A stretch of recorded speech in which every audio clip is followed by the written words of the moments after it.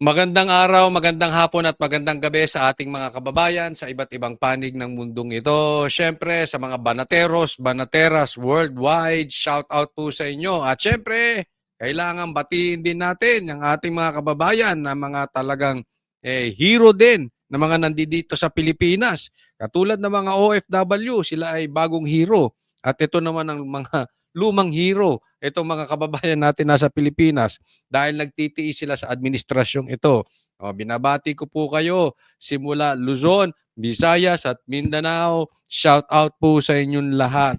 Okay, ako po ay excited muli dahil napakaganda po. Ha? Naalala nyo nung nung Martes nung Martes ay nagproclamation po ang Team Bangagers at nagproclamation din si Pastor Kibuloy. Ngayon naman, ang PDP laban ang nagproklamasyon at naku, may mga maanghang na sinabi si PRRD. Yaan po ang ating pag-uusapan. Una, PRRD, tinawag na ulul si BBM. Bangag ka. Ulul ka, bangag ka, BBM. Pangalawa, hinamon muli ni PRRD ng drug test si BBM at yung buong alyansa. Mamaya, ipapaliwanag ko sa iyo, yung buong partido na Senator slate ni BBM hinamon ng drug test ni PRRD. Pangatlo, nadulas si Erwin Tulfo na mali si BBM. Ito, mali ang sinabi ni BBM patungkol sa yang suka-suka na yan. Nagkamali dyan si BBM at mismo si Erwin Tulfo ang nagsabi, mismo galing sa partido nila, na itong si BBM ay hindi nakakatulong, bagkus ay nakakasama pa sa kanila. Pang-apat, malaswang litrato ni Abalos. Merong hindi magandang litrato si Abalos, nilabas niya sa Facebook. Pag-usapan natin yan. Mamaya ipapakita po natin sa inyo. Okay? So, bago po tayo magsimula, wag po natin kakalimutan na i-like tong video na ito nang sa ganon ay mas kumalat at lalong-lalo na kailangan natin na magkaroon ng vote straight PDP laban o vote straight Duterte team. O kaya, vote straight, suka team. Tayo daw yung team suka. Ay, sige, panindigan na natin yan. Tayo daw, team suka. Sige, para i-like nyo po itong video na ito na sa ganun mas kumalat pa.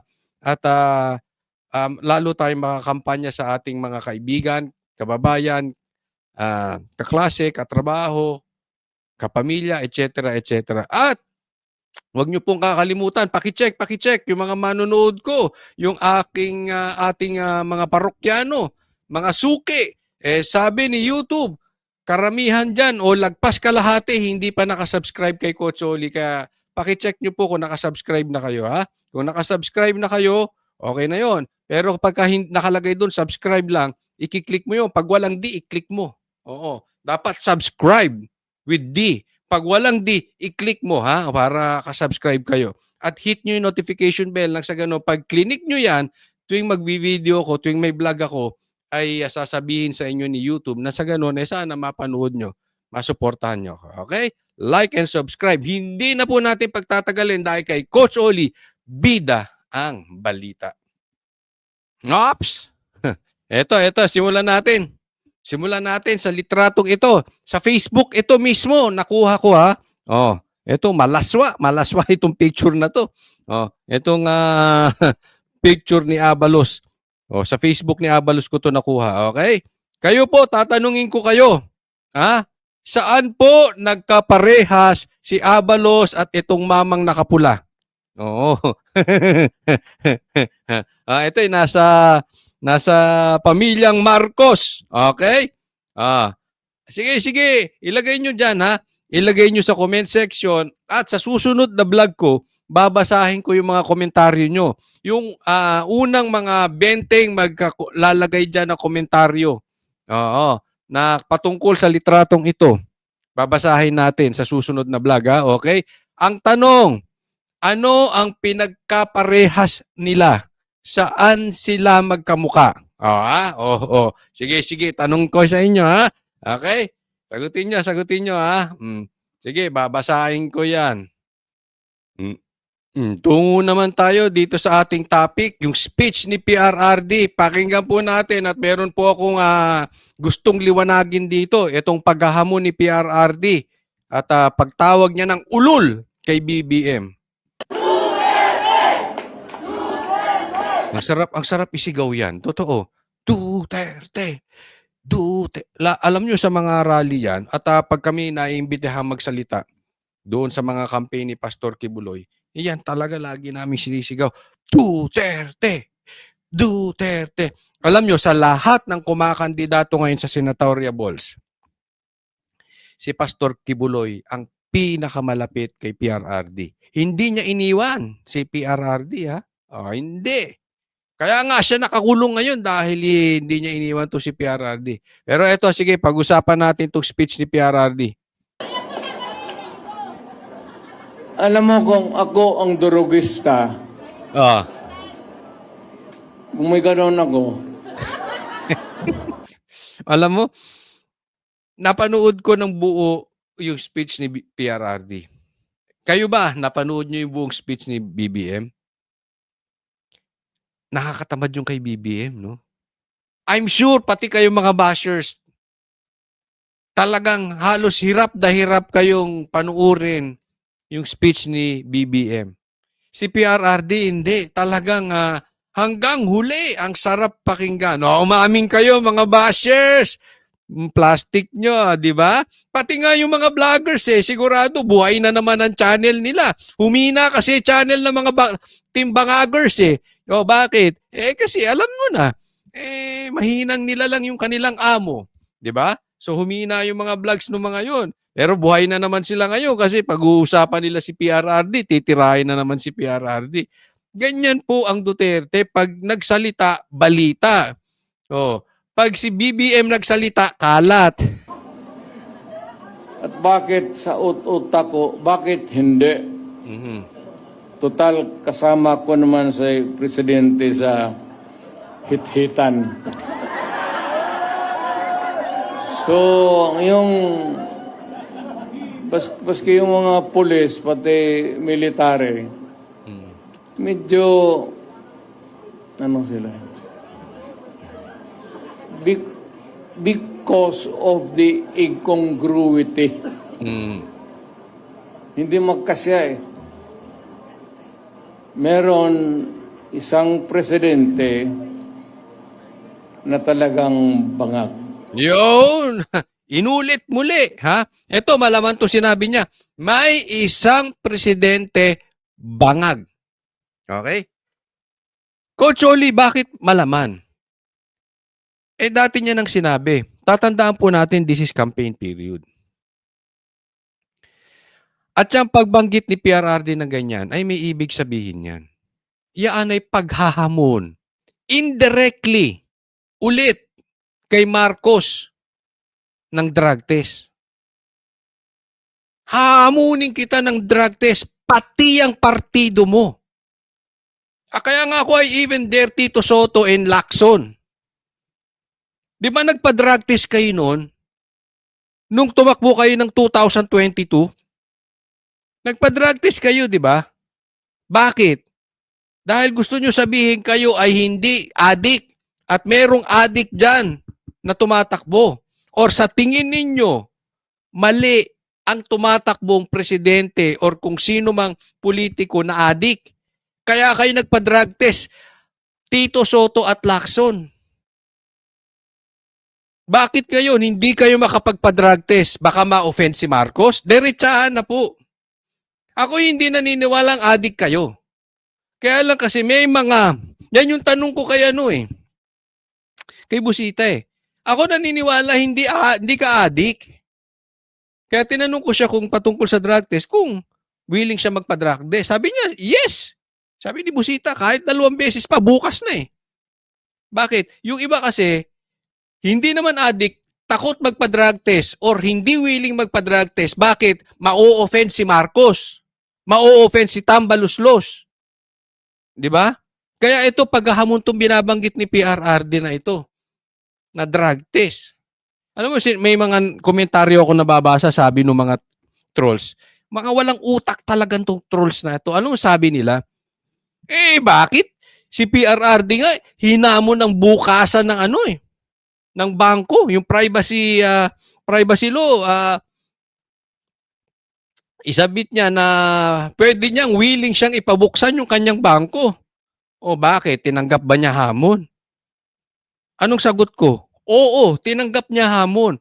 Kaya lang, pag maghahamon ka, dapat dalawa kayo. Sabi niya, sige, bubuksan ko yung bangko ko. Lahat kayong Quadcom, buksan nyo rin ang bangko nyo. Di ba naduwag ang Quadcom? Pumayag ba sila? Eto si PRRD, ang hamon niyang yan, sabi niya, dalawa tayo sa harap sa luneta, magpa-drug test tayong dalawa. Pero yung ngayon, mabigat yan.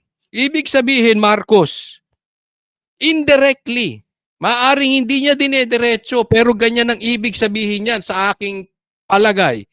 This is campaign period. At ito ay sagot doon sa sinabi mong suka.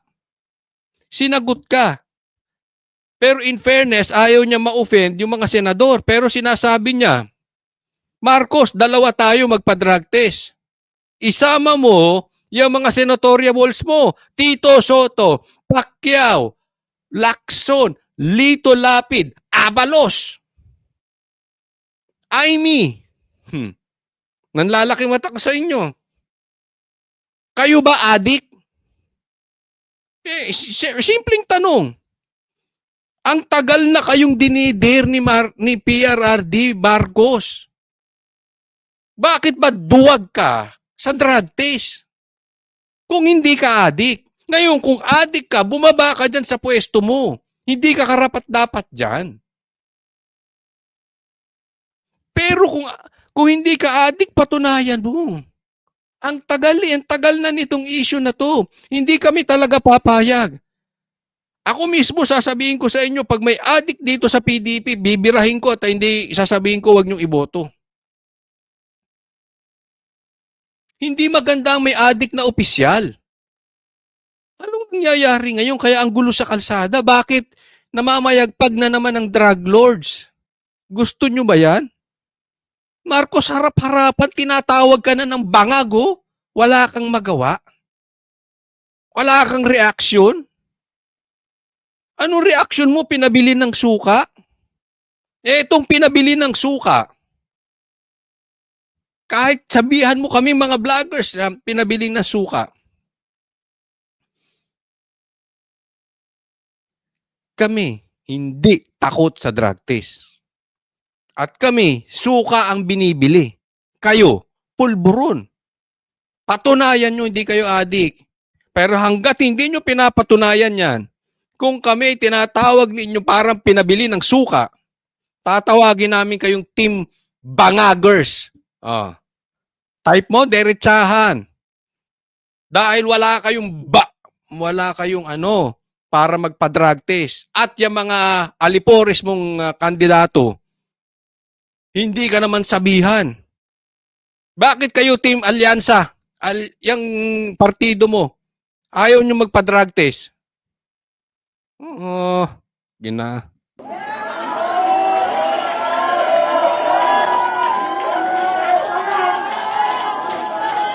Hindi naman buang. Pero yung bisyo ng droga, long term yan. Maging ulol si Marcos. Tinawag ka ng ulol, tinawag ka pang bangag, wala ka namang magawa. Ayaw mong patunayan.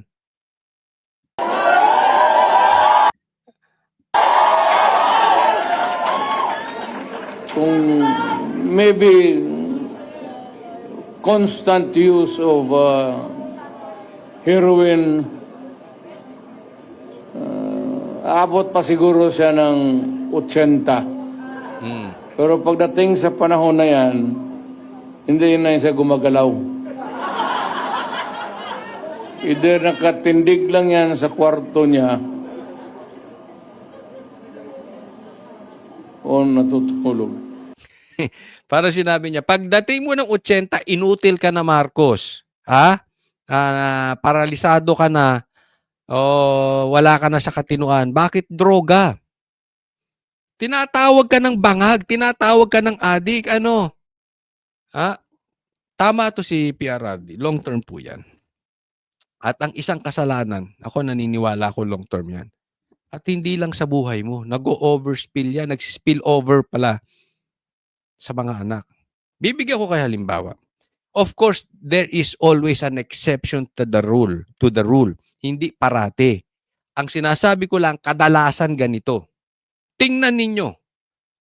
Pag ang tatay adik, ang anak adik, tuloy-tuloy yan through the generation until such time merong kumat.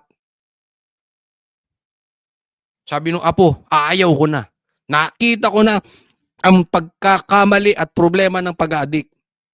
Babalik ako sa Diyos. Doon pa lang mai-stop. Pero sumpa yan. Pansinin nyo, ang magnanakaw ang tatay, ang anak magnanakaw din. Long term lahat. Ang kasalanan po, long term. Umaapaw sa pamilya. Hindi lagi. Pero mas madalas, ganyan po ang nangyayari. You observe it. Kaya hindi po maganda yung drugs. Ang masama nito, di bali sana kung sa pamilya mo. Ang epekto ng drugs, nang re-rape yan. Meron ako narinig na kwento. Even yung kapatid, ni-rape ng tropa. Yung anak, nire-rape nung adik. Ganyan po katindi yan. Tapos Marcos, tahimik ka. Tapos kayo mga senator, ikaw, Pacquiao, asan ang yagballs mo? Tinawag mo magnanakaw si Marcos, ngayon andyan ka. Bakit hindi mo singilin yung mga ninakaw ni Marcos? Ngayon sip-sip ka dyan. Ano ba talaga to? Kaya mga ganitong politiko, hindi nyo na dati pinagkakatiwalaan yan. Alam mo, ngayon lang ako magsasalita ng vote straight sa isang partido. Ay, di. Pag tinignan mo talaga naman ang quality nitong mga partido, andyan ako kanina. Iba yung quality nito, ha? Aral tong mga ito. May utak. Alam mo, sinasabi nila sa comment section, i-address lang natin ito mabuti, ha? Kasi itong mga trolls, wala talagang utak. Etong mga vloggers siguro, mga trolls ni Marcos at saka ni Tamba, walang utak eh. Parang ang sinasabi nila, ay, triggered sila. Sinabi lang ng pinabili ng suka o parang nagtitinda ng suka. Naggagalaitin na. Pero kung kayo magsalita, ang lakas nyo magsalita kay BBM, hindi naman napipikon. Tanga! Hindi po mura yun. Alam mo bakit? Hindi triggered. Bigyan ko kayo ng halimbawa. I-compare ninyo. Compare nyong mabuti.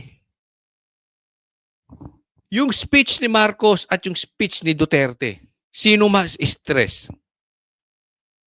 Sino mas mukhang triggered? Sino mas mukhang matanda? Sino mas mukhang pikon?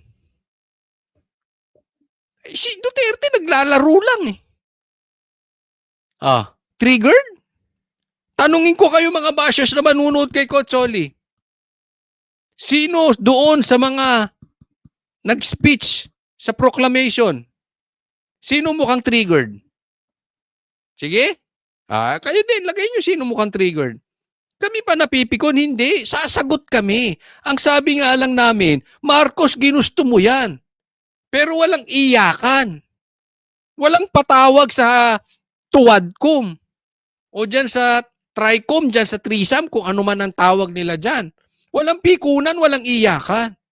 Kasi Marcos, yung binanggit mong ganyan, pumunta ka sa teritoryo ng vloggers. Iyakin ka pa man din. Hindi mo kayang lumaban eh. Ngayon nga, bumawi ka na eh. Mamaya papakita ko sa iyo yung bawi ng grupo mo. Ngayon pa lang daduwag na kayo eh. Pakita ko yan. Pumunta ka dyan sa teritoryo ni PRRD asaran, hindi po kami napikon, hindi po kami triggered. Sabi ko nga, taka siya talaga. Kung ako talaga political strategist ni Marcos o advisor, hindi ko pagsasalitain si Marcos dahil puro mali. Dapat, kung mautak ka, dadalin mo yung isang laban doon sa teritoryo alam mong malakas ka. Saan? Sa droga. Saan ba malakas si Marcos? Hindi ko alam kung saan siya malakas. Wala akong maisip. Pero huwag mo dadaanan sa insulto, asaran. Hindi ka mananalo sa Duterte. Iiyak ka. Promise, iiyak ka. Sino mukhang triggered? Si BP Sara nga pa TikTok pa. Parang nasa Japan pa nga ngayon. Namamasyal. Si Marcos, nangingiwi na. Napapraning. Sino mukhang triggered? Sige nga, pakikalat nyo sa mga bashers. Sino mukhang triggered? Sino mukhang pikon kami o sila? Hello? Yung amo nyo, iyakin. Next po tayo. Pambira itong mga ito. Tingnan natin. Alam mo, sana lang kung mamimikod sila Marcos, laban talaga sila ng asaran. Kung gusto mo ng asaran, asaran. Pero, huwag ka nagpapatawag ha. Mamaya, demanda kayo dyan. Gagayain mo si Barbers. Papatawag yung vloggers.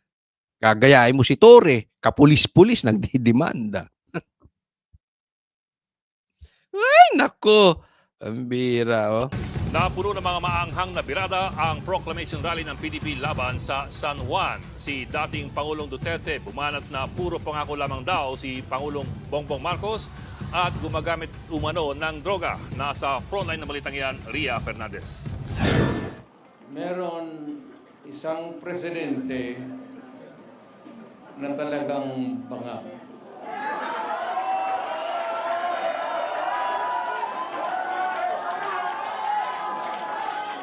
Hindi naman buang, pero yung bisyo ng droga, long term yan. Maging si Marcos, Binanatan at muling tinawag na bangag ni former President Rodrigo Duterte si Pangulong Bongbong Marcos. Tinan mo kung sino mas relax ha. Napaka-relax dyan. Sa katunayan, tingnan nyo nung nagpapahype si Andrew E. ng tao. Mas na-hype pa ni Banat ba yung proclamation ni Pastor Kibuloy eh. Di ba? Hindi kami ako naniniwala ako, pinangahawakan ko mananalo PDP. Uulitin ko. Alam ni PRRD yung formula kung paano niya to ipapanalo. This man is not stupid.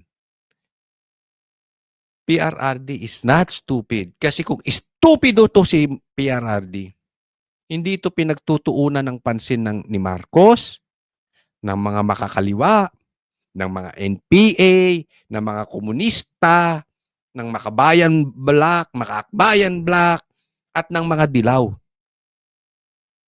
Matalino to si PRRD. Alam niya kung kailan niya ipapanalo.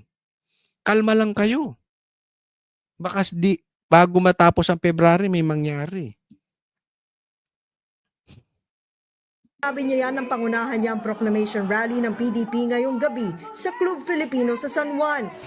maybe constant use of heroin, abot pa siguro siya ng 80. Pero pagdating sa panahon na yan, hindi na siya gumagalaw. Hindi nakatindig. Narinig niyo yung crowd? Sino mas mukhang pikon? Nakikita niyo magsalita. PRRD parang nagkukwento lang sa kanto eh. Lang yan sa kwarto niya.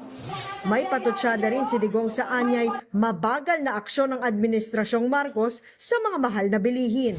Pag nasa gobyerno ka, ikaw yung nagdadala, you cannot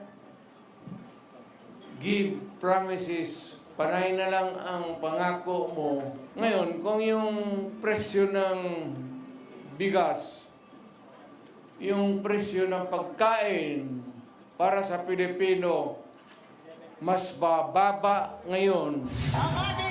Hindi tinapos kasi dito no. Ang sinasabi niya kasi kung mas mababa ngayon, iboto niyo yung partido ni Marcos. Itong alyansa na duwag sa drug test. Alyansang duwag sa drug test. Di ba? Yun ang iboto nyo. Kung tingin ninyo mababa ang presyo ng bilihin, sila ang iboto nyo. Yun yung in-explain, hindi lang pinatapos kanina eh. Di ba? Kung sa tingin ninyo, kasi ganito yan. Bakit mo iboboto yung mga datihan na hindi ka kontento sa nangyari? Di ba? Alam mo yung sinabi ni Marcos na kaistupiduhan. Itong parang lang daw nagtitinda ng suka. Alam mo, tao sa tao, kung kukumpara natin bibigyan ko kayo ng analogy na parang NBA. Kung titingnan mo tao sa tao, mas malakas at mas magaling mag-basketball tong PDP kesa doon sa alyansang takot sa drug test ni Marcos. Yun lang may pangalan. Ibig sabihin, kung bagat sa basketball, veterano na, pero mahina na. Ito yung mga bagong pasok, pero malalakas pa. Kasi pag tiningnan mo, ano ba si Tito Soto? Really? Ano ba si Pacquiao? Hello? Ano ba si Aimee? Ano ba si Lito Lapid? Si Abalos, abogado, pero tingnan mo ang reasoning. Dito, puro abogado. Even Pastor Kibuloy na hindi abogado, graduate po at patalino si Pastor Kibuloy Kung makakausap nyo si Pastor Kibuloy, totoo yung sinabi ni PRRD that Pastor Kibuloy is bright. Hindi lang alam ng taong bayan, ang alam nila si Pastor Kibuloy matalino lang sa Bible. Hindi, matalino si Pastor Kibuloy. Matalino tong linya nila. Marcos, anong natapos mo para tawagin mo pagtitinda? So ibig sabihin, this is not about credentials. Marcos is talking about big names. Hindi yung kakayanan, hindi yung talino, kung hindi yung laki ng apelyido. Ganyan po, bata pobre, ang mga katulad ni Marcos na elitista, mga angat sa buhay, mga laki sa palasyo. Yung malalaking apelyido, mababa ang tingin dun sa maliliit na apelyido. Kahit na walang pangal, kahit na mas malaki at mas magaling at mas matalino. Pero tatandaan mo, Marcos, sino ang nagpalibing sa tatay mo? Duterte. Di ba? Aminin natin, bago naging presidente si Duterte, mas malaki ang pangalan Marcos kaysa Duterte. Sino ang naglagay sa'yo dyan bilang presidente? Kanino kayo nakiusap? Sa Duterte. Marcos, huwag kang papakaasa dahil dapat yan natuto ka na Yang taas mong yan, hindi mo na-realize. Ito itatak mo sa utak mo. All kingdoms na masama, they will fall down. Sooner or later. Tingnan mo nangyari sa tatay mo. Superpower, di ba? Anong nangyari? Tinanggal kayo. Tinapong kayo sa Hawaii. Kaya huwag kang papakaasa. Masyado kang nagmamataas. Always remember this. Ang nagpapakataas ay binababa ng Diyos at ang nagpapakumbaba ay tinataas ng Diyos. Promotion belongs to the Lord. Kung itataas at itataas ng Diyos ang PDP, wala kang magagawa. At kung ibababa ka at dadalhin ka sa Hawaii, wala kang magagawa. Kung gagawing presidente si BP Sara, wala kang magagawa. Kung gagawin si Sandro presidente, wala tayong magagawa. Gaya mo. Ayaw ka namin pero naging presidente ka. Bakit? Taloko mo si VP Sara. Pero wag kang pakaasa diyan sa mga pinagsasabi mo. Masyado kang matapobre. Nagkamali ka diyan, hindi mo alam ang Pilipino. Doon sila nagkakaisa doon sa mga inaapi. Yan ang gusto ng mga Pilipino. Kaya nga mabenta yung mga telenovela natin eh. Kasi yung mga inaapi ang namamayagpag. Maling-mali. Papatunayan ko, pati team mo, inamin, mali ka. Mali yung ginawa. Maling-mali yung sinabi nito, pinabili ng suka. Mali ka ron, Marcos. Katangahan yun. Sorry katangahan talaga yun. Ikaw talaga hindi ka nag-iisip. I'm really thinking, anong multivitamins ang tinitake mo? Parang sunog na utak mo eh. Hindi ko talaga maintindihan. Dahil nagsasalita ka ng ganyan. Nako. Kasama rin sa proclamation rally ang anak ni Digong na si Davao City Mayor Baste Duterte at Senador Robin Padilla. Bago yan, una nang binanatan kanina ng re-electionist na si Senador Bato de la Rosa ang sinabi ni Pangulong Bongbong Marcos na wala raw bahid ng dugo dahil Sige. sa Oplantok. Ano panlaban ng mga yan? Diba? Predecessors. Marcos. Ang bintang nga dyan, iba dyan mga magnanakaw eh, katulad mo. Ay, yun ang banat kanina. Hindi ko nilalahat. Pero huwag tayong maglokohan, Marcos. Don't tell us you don't know. Ang mga inendorso niyang senatorial candidate. Kung kinakailangan na madumihan ng dugo ng masamang tao ang aking kamay para maprotektahan ang buhay ng mga matitino, gagawin ko po yung Dagdag pa ng senador, the mere fact that the knowledge that the President of the Republic of the Philippines ang tumitira, ibig sabihin, we are somebody. ipinagmalaki rin ni De La Rosa ang mga kandidato ng PDP sabay buwelta sa sinabi ni PBBM Puro abogado. Hello, Marcos.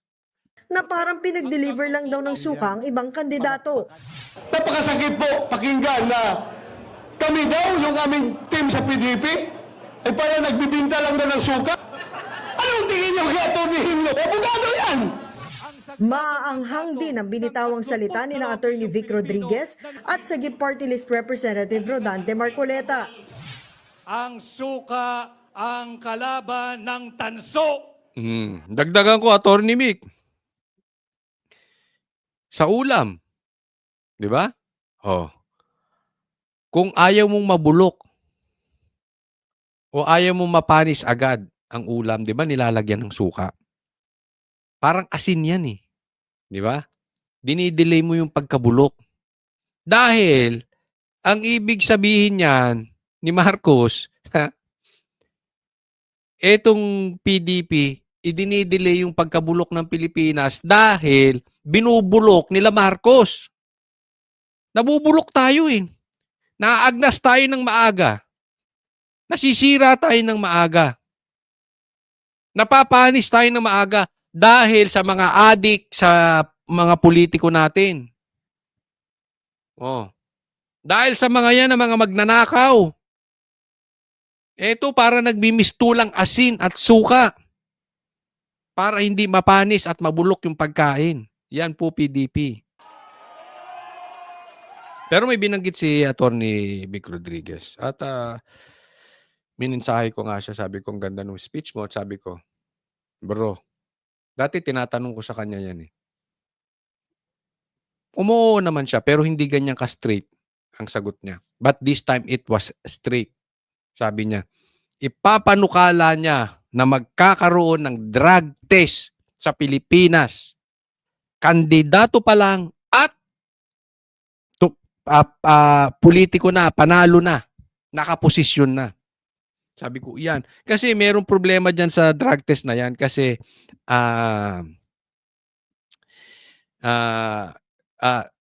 against self-incrimination po daw yan eh. Okay? Pero I'm sure, yung binanggit ni Atty. Vic na yan, sisingilin ko talaga sa kanya yan. Pag nanalo yan at hindi yan niya napatupad, sisingilin ko sa kanya yan. Trust me. Kasi yan ang advokasya ko yan. Galit ako talaga sa adik. Ang daming pinapatay dyan, daming ginagahasan yan. Tapos ilalagay mo pa sa pwesto. So I'm sure alam niya kung paano niya lulusutan yung self-incrimination. Alam niya kung paano magkakaroon ng batas na hindi malalabag yung constitutional rights ng self-incrimination. So pabor ako diyan at minensahe ko nga siya, sabi ko, full support ako diyan. Kung ano man, talagang promote natin 'yan. Ako talagang itutulak ko ang isang kandidato na magtutulak ng drug test sa lahat ng hanay ng mga opisyalis natin. Bago pa lang manalo, kandidato pa lang, at politiko na at nakaposisyon na. Ang suka ang kalaban ng pekeng ginto. May diploma ho ako at nakapagtapos ako ng kolehiyo. Abogado yan. Kasi 4 years ka mag-aaral ng college, pag graduate mo, doon ka pala maglo-law school, 4 na taon ulit, tapos 1 year bar. So, malaki yan. Marcos, ako kailangan ko ng yaya. Ihanap mo nga ako ng abogado, nang mag-aalaga ng bahay ko at saka yung kotse. At meron akong pambili ng suha. Na abogado, Pambira to si Marcos. So, ikaw Marcos, diretsahan na tayo, wag na tayo magpaligoy-ligoy pa. Marcos, anong tinapos mo? Hindi yung binili mo sa recto yung diploma, Anong tinapos mo? Duwag ka nga sa Alam mo, kinestyon ko rin kay Atty. Vic yan. Duwag ka nga sa sa debate.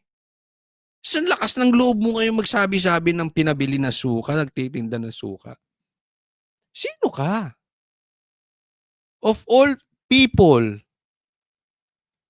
na magsasabi ng insultong ganyan coming from you? Talaga? Kung natapat ka ng debate nun kay Isko tsaka kay Lacson, tapos ka. Alam natin kung bakit Marcoleta! Galit ka, Kotson. Hindi. Ngiti-ngiti ka naman para kasi Atty. Panelo, napakasuplado. Laging Hindi, gino-joke ko lang. Pero oo, kasi ganito aura niyan. Di ba? Huwag mabigat ang mundo. Hindi. Boto niyo yan. Hindi, boto niyo. Hindi, ako, pabor ako sa kanya. Magaling na abogado, matalino, at matinong politiko. Mabigat lang ang mundo, kaya bihirang umiti. Atty. Panelo, parehas kayo. Kaya nga naglolokohan kami. Naglolokohan kami, sabi ko. Alam mo, gusto kong pagsamahin si Atty. Panelo at si Atty. Marcoleta sa isang kwarto. Tahimik siguro namin, puro busangot. Joke lang. Iboto nyo po si Marcoleta. Atty. Marcoleta. napakataas ng pangunahing bilihin sa ating bansa. Yung hindi kumakain ng suka, hindi nila alam yun. Kaya pati yan, iniinsulto nila kay Marcoleta. Yung mga bobong trolls ni Marcos. Ay, si Marcoleta, kinakain daw ang suka. Pwede naman Bakit? Di ba, hinahalo mo yung suka sa adobo. Tapos yung suka, pumapasok na dun sa manok. Nagugutom tuloy ako sa usapan natin, pambira. Di ba, may mga pagkain ganun, hinahalo mo suka. Ano bang gusto nyong gawin sa suka? Inumin. Bagay, may kaibigan akong ganun. Pag bumili ng balot, humihingi pa ng suka, tapos pagkain ng balot, iniinom yung suka. Pero pwede naman kainin ng suka kasi nakahalo na. Kayo naman, napaka-technical ninyo, mga trolls. Kung magbibigay naman kayo ng argumento, yung mataas-taas naman. Kinakain ba ang suka? Core ninyo, Iniinsulto ka, Marcoleta, pagtatanggol kita. Para tapos mo ano, hindi ano lang naman tayo, real talk. Pero sabi ko nga suportahan natin 'to si Marcoleta, ah. Kailangan natin ng mga ganitong politiko. Ang nakabimbing impeachment trial naman kay Vice President Sara Duterte ang binida ni Attorney J.V. Hinlo. Gusto niyo ba na ma-impeach si VP Sara? Ipanalo niyo ang mga senador natin this 2025. Alam mo, pahamak talaga 'to si Marcos. Sabi, andun kasi si ano kanina si Kong Alvarez 'no, at na-interview namin siya. At sabi niya, wala daw galaw sa Kamara, sa lower house ng walang go signal, walang basbas ni Tamba at ng presidente. So ibig sabihin, yung impeachment kay BP Sara, galaw ni Marcos. Wag na tayong maglokohan, Marcos. Wag mong binubudo ng taong bayan. Galaw mo yan. Gusto mo yung impeachment na yan. Kunwari ayaw mo. Pero hindi mo alam, yung galaw mong yan, ang magpapanalo sa buong hanay ng PDP. Wala ka na itutulong. Wala. Kasi gusto ng tao ngayon, iboto ang buong PDP nang sa hindi ma-impeach si BP Sara. Gusto ba namin na ang yung iuupo mo na si Tamba? Sino may gusto sa Pilipinas? Loko-loko yun. Gustong iupo si Tamba na Prime Minister o Presidente pa after you. Ayaw namin yun. Maraming ayaw yan. Kaya sabi ko, loko-loko, bangag lang siguro may gusto nun. Gusto ng taong bayan si BP Sara. We have to protect her. Remember this, ang mandato niya 32 million. Si Marcos 31 million lang at hindi pa aabot ng 31 million si Marcos if not because of Sara. If not because of Inday, BP Inday. Alam niyo naman, kahit bashers ko alam yan eh. Di ba? Anong sabi nila? Si Attorney Vic ata nagsabi nun. Ano sabi niya? Magnanakaw kayo. Magnanakaw kayo ng yaman. Pati ba naman posisyon ng Vice President nanakawin nyo pa? Ganon kayo katindi. Napakasakim nyo lahat. Gusto nyong nakawin. Mga magna kayo. Mali siya ng diskarte dyan eh. Maling-mali. Siya magiging cause. Bibigay ko pa sa inyo isang side ng pagkapanalo ng buong PDP. Nagbabalita Ito next, papakita ko sa inyo, ha? Ito. Pakinggan nyo yung sasabihin ni Erwin Tulfo. Okay? And read between the lines. Si Pangulo ay, bagamat siya po ay ika nga Pangulo natin, pero hindi po siya ang kandidato. So, meron po siyang idea, may opinion. Nag-usap-usap na po itong alliance. Yan. Sinabi niya, ha? Si Pangulo po, siya po ang ating Pangulo, pero hindi siya ang kandidato. May kanya-kanya po kaming idea. Anong ibig sabihin ni Erwin Tulfo? Read between the lines. Mali yung sinabi ni Marcos. Yung about suka na yan, mali. Maling-mali. Hindi lang niya madiretso, syempre, yung unang ulo nila eh. Yun ang leader ng partido nila. Kaya Marcos, ikaw ang magiging dahilan ng pagkatalo nitong alyansa mo. Kung ako sa iyo, Marcos, gusto mo makatulong sa team mo? Hindi, ito, I'll be honest with you. Kung ako ang political advisor mo, alam mo kung ano ina-advise ko sa iyo, sasabihin mo? Alam mo kung ano, Marcos? Wala. Huwag kang magsalita. Kasi habang nagsasalita ka, hindi ka nakakatulong sa team mo. Lalo mo silang pinapahamak. Diyan ka na eh. Ano ba talaga? Bakit ka ba binoto ng tao? It's simply because you are Marcos. So stay that way. Just be a surname. Yun lang ang silbi mo sa Pilipinas. A surname. Marcos. Kaya naman nandiyan yan sa paligid mo because of just your surname. Not because of your speech, your intelligence, all the more your influence. Wala ka nun. You're just a surname. Apelyido ka lang, Marcos. Yan lang kailangan na nila sa'yo. Just shut up. No. Ngayon, kung ako naman ay political advisor ng PDP at nakakalapit ako kay Marcos, sabihin ko, magsalita. Magsalita. Ikaw, presidente, magsalita ka. Kasi alam ko, lahat ng sinasabi mo, palpak. Di ba? Alam mo kung ako nga kay Erwin Tulfo at saka kay Tito Soto, nag-independent na ako. Nasa top yan eh. Sa survey, nasa top yan. Bagamat di ako naniniwala sa survey, pero malakas, posibleng malakas talaga.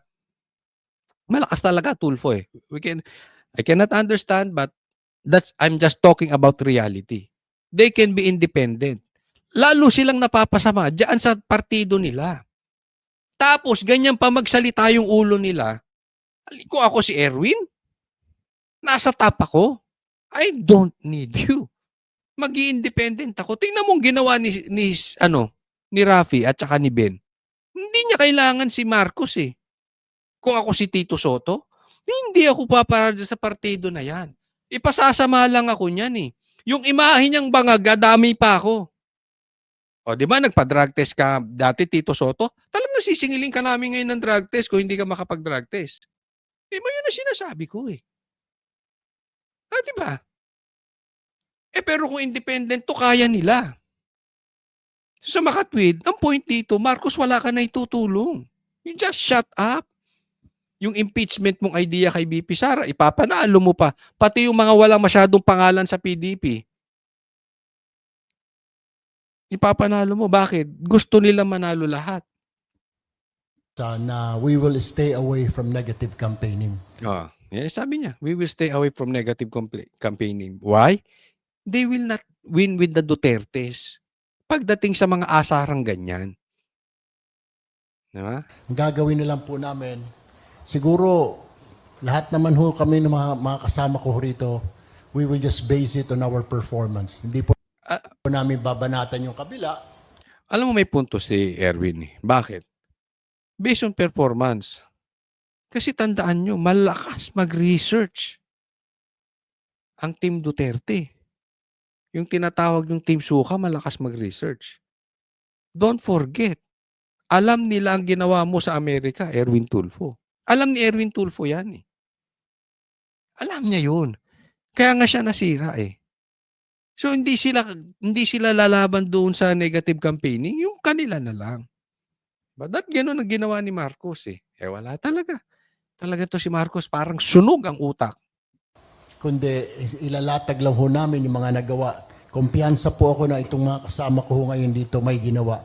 Either sa local government, sa Kongreso, sa Senado, may mga alam naman ho ninyo yun. You being the media, na I'm sure na nadyaryo din po lahat ng mga ito. 3 senador po, 4 po. Manny Pacquiao in the Senate before, Senator Ping, Senator Soto, Senator Tolentino, and then sa local government, si DILG, and then si Mayor Abibinay. Sa Congress po ako and si Congressman Villar. May mga ginawa po. So it will be more on performance-based. That's yun po ang napag-usapan po namin. Hindi po namin aatakihin yung kabila. Sabi nga natin, we don't like that negative publicity. Tignan mo, ha? O, anong speech ni BBM? Atake sa kabila. Ito sinasabi ni Erwin Tulfo na sinasabi niya, Marcos, mali ka. At nag-usap sila. Look at this, Marcos. You have no influence over your people. Diyan ka talaga bagsak. Mahina influence mo. Ulitin ko, you're just a name. Kung hindi Marcos ang apelyido mo, baka homeless ka. Naglalakad dyan sa kalsada, nagra-rugby.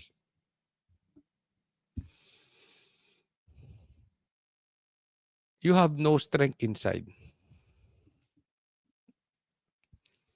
Totoo naman eh. Yeah. Sino pati tao mo? Di ba? Nilaglag ka dyan. Ito lang yung magalang na paglaglag. Nag-usap na kami. Hindi kami papasok sa ganyan. gaya ng pagpasok ng aming leader na si Marcos. You're a weak leader. You have no influence at all.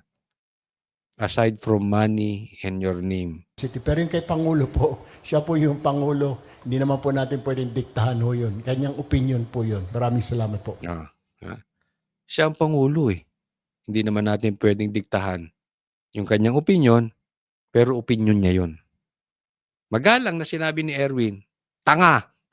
Parang ganito eh. Tanga ka, Marcos. Mali yung idadamay mo pa kami dyan sa katangahan mo. O, yun yung ano. Yun naman yung salbahing pagsabi.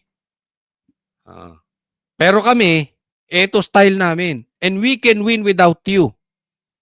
Yun ang mabigat na salita. Na katumbas ng sinasabi ni Erwin na magalang. Di ba, leader? Hindi nila kailangan. Nag-usap na kami. Hindi ka nga kasama. O wag po kakalimutan na doon sa mga hindi ko pa po subscriber, subscribe po kayo at i-like tong video na ito nang sa ganun mas kumalak. Maraming salamat po para sa Diyos at Pilipinas nating mahal. God bless everyone.